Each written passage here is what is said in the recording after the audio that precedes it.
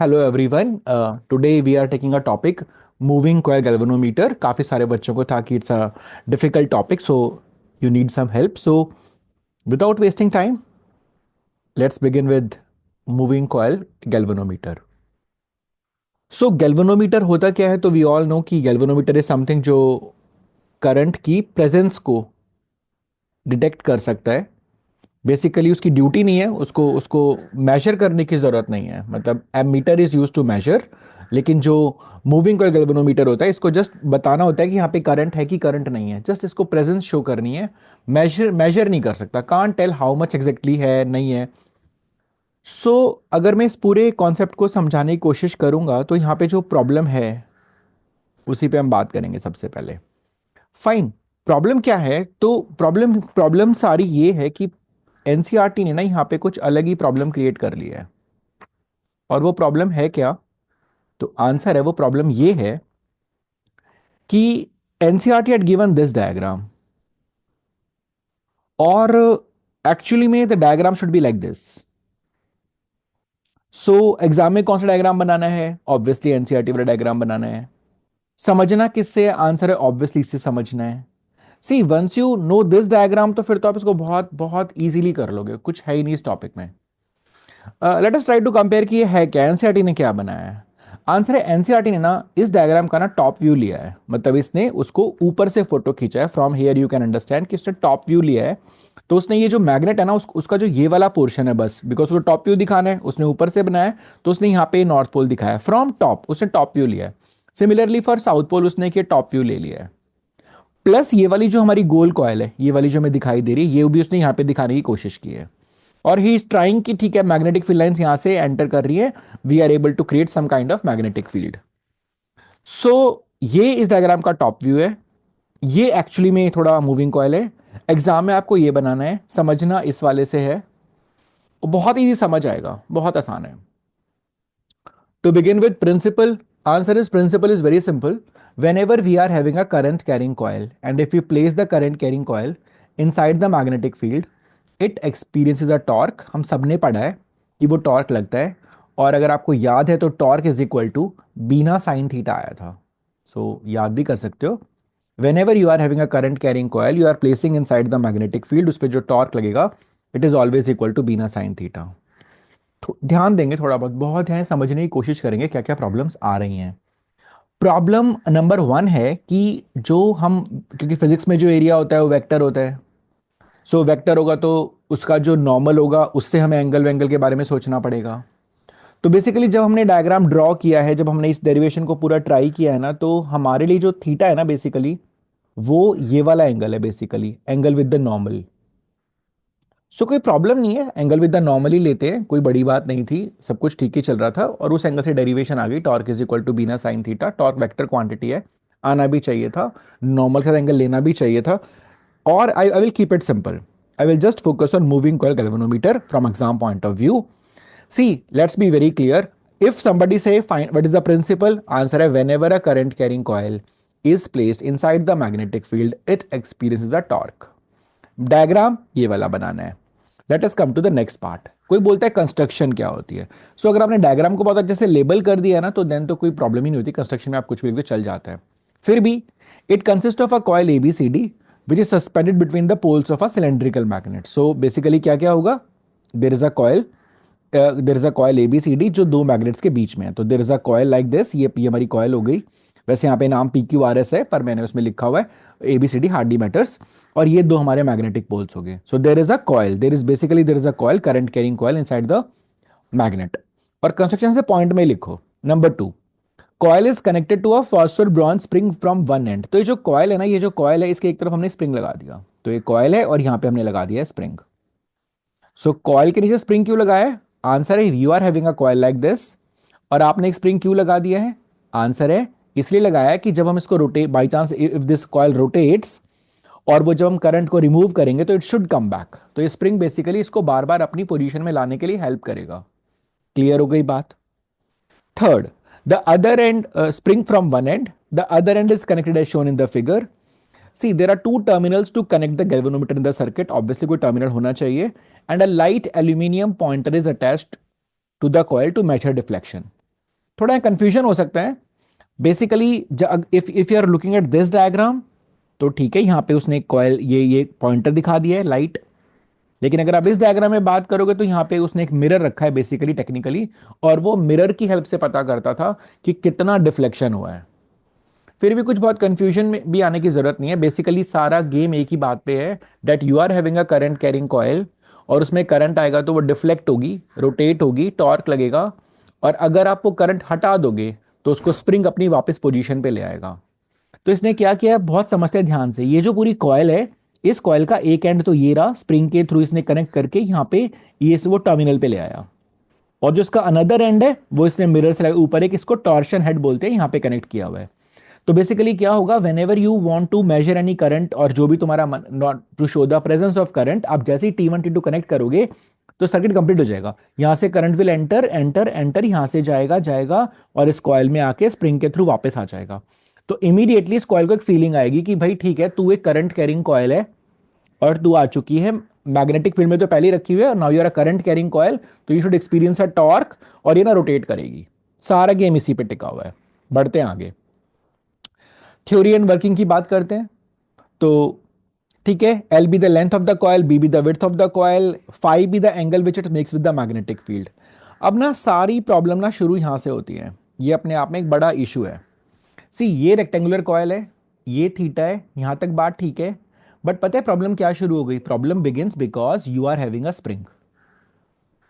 अब पता है क्या हुआ, बिकॉज अगर मैं बोलूं कि ये जो कॉयल है, it is a coil, it is a spring, अगर मैं बोलूं कि कॉयल ना 10 डिग्री रोटेट किया मैंने, तो पता है स्प्रिंग तो खुश है, spring is saying okay I am also rotating by 10 degree. लेकिन जब आप इस फॉर्मूले की बात करते हो ना, बीना साइन थीटा, अब यहां ना प्रॉब्लम है, ये थीटा 10 डिग्री नहीं है, ये थीटा जो है ना वो एंगल विद द नॉर्मल है, तो ये 10 डिग्री नहीं है। बेसिकली फाई तो 10 डिग्री है, बट थीटा 10 डिग्री नहीं है। तो बेसिकली ये जो फॉर्मूला है ना, because I want to go for equilibrium kind of thing with both these formulas. कौन सा, जो स्प्रिंग एंगल लेगा वो, और जो जो ऊपर थीटा आएगा वो, तो मेरे को बेसिकली ना एक सेम एंगल बनाना है। तो सबसे पहले मुझे ना एक फॉर्मूला अपना चेंज करना है, मेरे को बोलना है जो बिना साइन थीटा है ना, इससे काम नहीं चलने वाला, मेरे को ये फॉर्मूला फाई की टर्म्स में चाहिए, जो कि बहुत डिफिकल्ट नहीं है। थीटा प्लस फाई 90 डिग्री है, 90 माइनस फाई हो गया, बीना कॉस फाई आ गया। तो फर्स्ट ऑफ ऑल, जो जिस टॉर्क को हम बीना साइन थीटा बोलते थे, in this topic I will say it as BINA cos phi. जैसे ही मैं cos फाई बोलूंगा तो मेरी वो जो नॉर्मल वाली प्रॉब्लम है ना वो सॉल्व हो गई। Now I am not worried about कि नॉर्मल क्या एंगल बना रहा है। नाउ cos में क्या मतलब है कि you are having a coil, और कॉयल ने अगर 10 डिग्री रोटेट किया है तो फाई भी 10 डिग्री है, और स्प्रिंग का रोटेशन भी 10 डिग्री है। ये पूरा टॉपिक सिर्फ और सिर्फ एक ही बात पे टिका हुआ है, और वो बात है कि जो डिफ्लेक्टिंग टॉर्क है that is equal to restoring torque. बंदा कहता है ये कॉयल कहां पे आके रुकेगी, ये कितना एंगल रोटेट करेगी, आंसर है स्प्रिंग कह रहा है मत घूमो, टॉर्क कह रहा है घूमो। तो जिस टाइम पे ये इक्विलिब्रियम आ जाएगा, just learn this point that for moving coil galvanometer there is only one point, and that point is deflecting torque must be equal to restoring torque, that's it. So what is deflecting torque, answer है BINA cos phi. Sign क्यों नहीं लिया, क्योंकि वो angle की problem है। So BINA cos phi is equal to K phi. ये spring का रिस्टोरिंग टॉर्क है, और ये घुमाने वाला टॉर्क है। The moment this deflecting torque और रिस्टोरिंग टॉर्क इक्वल हो जाएगा तो ये स्टे कर जाएगा। स्प्रिंग की क्या प्रॉब्लम, स्प्रिंग जितना ज्यादा घूमेगा उतना ज्यादा उसमें क्या होगा, रिस्टोरिंग टॉर्क डेवलप होगा।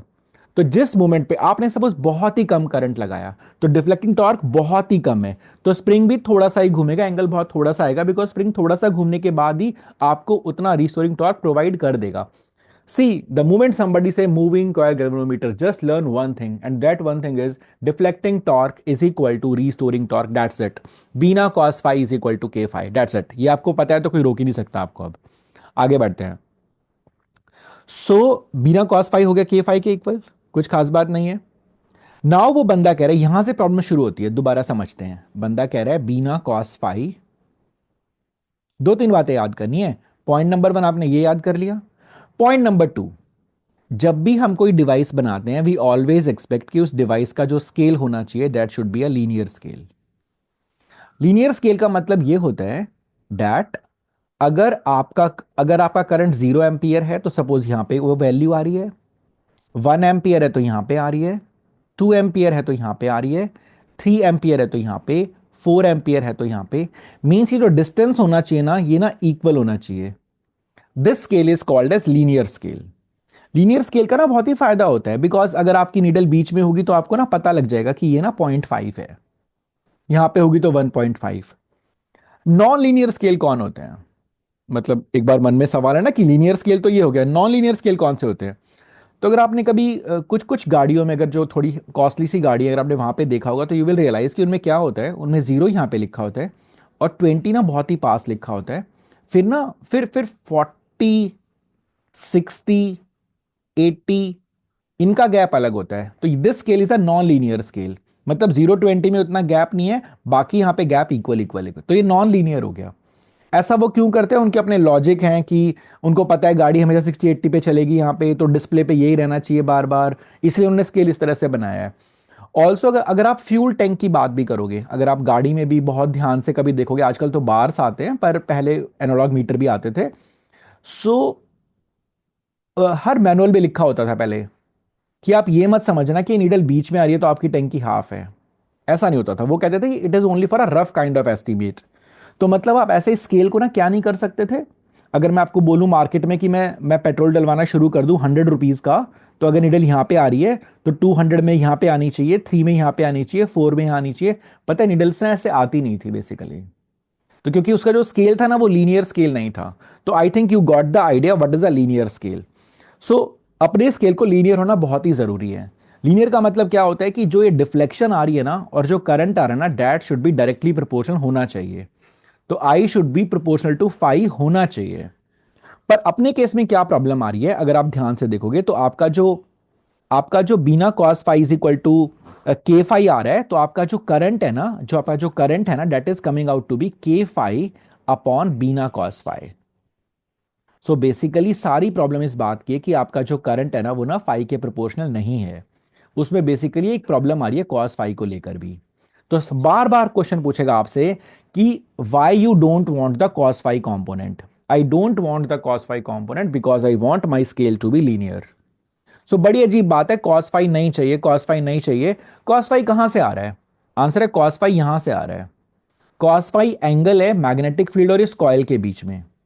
आपको ये नहीं चाहिए। बार बार क्वेश्चन आएगा why you don't want this cos phi, and the answer is because I want my scale to be linear. Linear scale होना तो बहुत ही जरूरी है। क्या करा उसने? बोला कि सर इसको अचीव करने के लिए आपके पास सिर्फ एक ही ऑप्शन है, and the option is radial field. And radial field कहता है कि सर ऐसा स्पेशल मैग्नेटिक फील्ड बनाओ कि इस कॉइल की जो मर्जी ओरिएंटेशन हो पर यह एंगल हमेशा जीरो ही रहे, फाई। तो ध्यान देना, उसने शुरू में देखो उसने ना ऐसा ये फील्ड बनाया है, ऐसा। उसने ये जो मैग्नेट्स लिए ना, ये कॉनकेव पोल्स वाले मैग्नेट लिए हैं। तो कॉनकेव पोल्स मैग्नेट मतलब अगर आप रिलेट कर पाओ, तो जो गोल वाली ट्यूबलाइट होती है ना, तो उसमें क्या होता है, यहाँ पे जो भी एरिया आप रखोगे, गोल ट्यूबलाइट है, जितना भी घुमा लो बीच वाले एरिया को, तो लाइट ना इक्वल ही रहेगी। तो बेसिकली यहाँ पे उसने बोला है कि I we want a radial magnetic field. क्यों? क्योंकि हमें लीनियर स्केल चाहिए था। क्या होता है रेडियल फील्ड? आंसर है what ever may be the orientation of the coil but angle always remains zero between the coil and the magnetic field. बार बार क्वेश्चन आएगा क्यों कर रहे हैं ऐसा, क्यों कर रहे हैं, और बता देना लीनियर स्केल चाहिए। दो चीजें करी हैं, ये जो अंदर हमने के सॉफ्ट आयरन का मटेरियल रखा है ना, इसके भी दो रीजन है। एक तो मैग्नेटिक फील्ड थोड़ा स्ट्रांग हो जाता है, और एक ही रेडियल बनाने में भी हेल्प करता है। तो हमने रेडियल मैग्नेटिक फील्ड बना लिया है। Once you have the radial magnetic field, आपकी कॉस फाई की प्रॉब्लम सॉल्व हो गई है।